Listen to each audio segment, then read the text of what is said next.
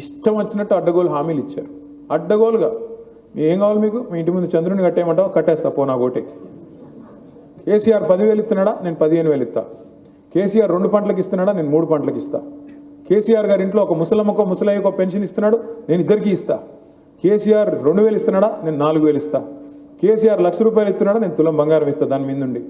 ఇట్లా నోటి కొంత వస్తే అంత, ఎంత నోరు ఎటు ఎటు నరం లేని 4 ఇష్టం వచ్చినట్టు తిప్పారు. నోటికి వచ్చింది చెప్పారు.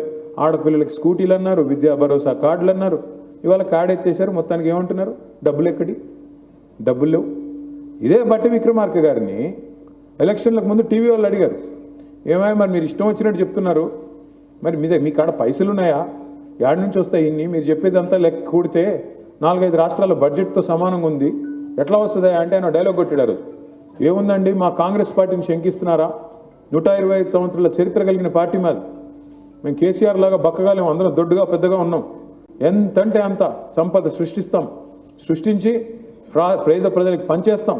మాకు 125 సంవత్సరాల అనుభవం ఉంది. అపారమైన అనుభవం కలిగిన పార్టీ కాంగ్రెస్ పార్టీ. మాకు తెలీదా? మేము ఎన్ని రోజులు అధికారం వెలగబెట్టాం అని డైలాగులు కొట్టి ఊదరగొట్టి మొత్తానికి ప్రజల్లో ఒక విశ్వాసం కల్పించి చివరికి అబద్ధాల పునాదుల మీద వాళ్ళు అధికారంలోకి వచ్చారు. వచ్చిన తర్వాత ఈరోజు ఏంటి పరిస్థితి? వాళ్ళకి తెలుసు, చెప్పింది అబద్ధాలు, ఇచ్చినవి దొంగ హామీలు, నోటికొచ్చింది వాగారు. అధికారంలోకి వస్తామని వాళ్ళు కూడా అనుకోలేదు, ఏదో వాగాలి కాబట్టి వాగారు. వచ్చి పడ్డారు, తంతే గారెల బుట్లో పడ్డట్టు వచ్చి పడ్డారు. పడ్డానికి ఏం చేయాలి ఇప్పుడు తప్పించుకోవడానికి? కేసీఆర్ అప్పులు పాలు చేశాడు, మొత్తం అప్పులు పాలు అయిపోయింది, నాశనం అయిపోయింది రాష్ట్రం, అందుకే మేము ఇవ్వలేకపోతున్నాం అని కుంటి సాకులు ఎత్తుక్కొని ఈరోజు తప్పించుకునే ప్రయత్నం చేస్తూ ఉన్నారు.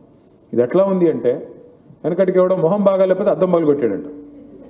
ఆడి ముఖం బాగాలేదు, ఆడెళ్ళి అద్దం పగలు కొట్టాడు. ఏంటంటే నా ముఖం బాగా కనబట్లేదు అన్నాడంట. అట్లే నీళ్ళ పరిస్థితి కూడా. నడపడం చేత కాదు, ప్రభుత్వాన్ని నడిపే తెలివి లేదు, ప్రజలకు ఎట్లా సంపద పెంచి సంపద పంచాలి అనే విషయంలో అవగాహన లేదు.